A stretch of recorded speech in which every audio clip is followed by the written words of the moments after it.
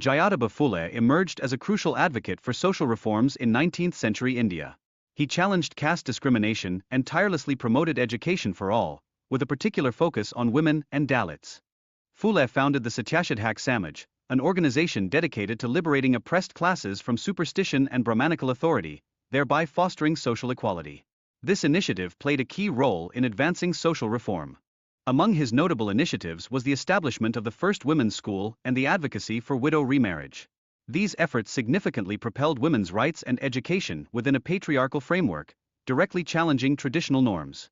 Phule's ambition to elevate the Shudras and women via education posed a direct threat to the social and economic standings of the Brahmins. Such advocacy drew severe intimidation tactics against him. In contrast, Bal Gangadhar Tilak, a prominent critic of Phule, harnessed nationalist sentiments and religious gatherings to divert focus from social reforms. He initiated the Ganesh festival as a unifying tool for a nationalist agenda.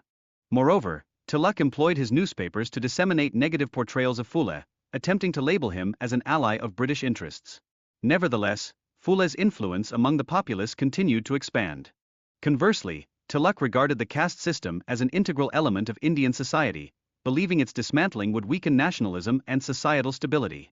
This stance on casteism greatly informed his political ideology. In stark opposition, Phule condemned the caste system as a fundamental source of inequality. He actively campaigned against it, making significant strides in the fight for social reform.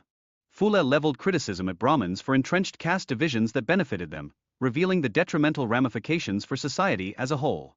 His viewpoint underscored his dedication to equality and social justice. Tilak maintained that only upper castes deserved access to education, undervaluing the potential of Dalit and OBC communities. He believed education should conform to traditional occupational roles. In opposition to this, Phule championed compulsory education for all children, irrespective of caste, showcasing his forward-thinking approach to social equality. This progressive position faced fierce resistance from Tilak.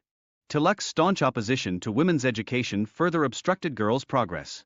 In stark contrast, Phule actively endeavored to create educational institutions for girls. Tilak's resistance stemmed from his belief that women were inherently weak and only suited for domestic roles.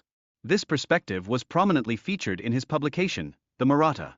The conflict between Mahatma Phule and Tilak epitomized the larger struggles for social reform in India, marked by divergent views on caste and women's rights. Baba Saheb Dr. Ambedkar's critiques of historic figures like Gandhi and Tilak illuminate the challenges faced by the Bahujan Samaj. He underscored the necessity for authentic social reformers within Indian society. The portrayal of Tilak by upper caste historians has often overshadowed the contributions of leaders such as Mahatma Phule. Understanding this perspective is vital for recognizing historical biases. Despite its roots in oppression, the Ganesh festival is now celebrated with fervor by the Bahujans, signifying a reclamation of cultural heritage as time progresses. The dialogues among historical figures like Tilak, Phule, and Ambedkar highlight deep-rooted conflicts within the Indian independence movement. Acknowledging these tensions is essential for a comprehensive understanding of India's social dynamics.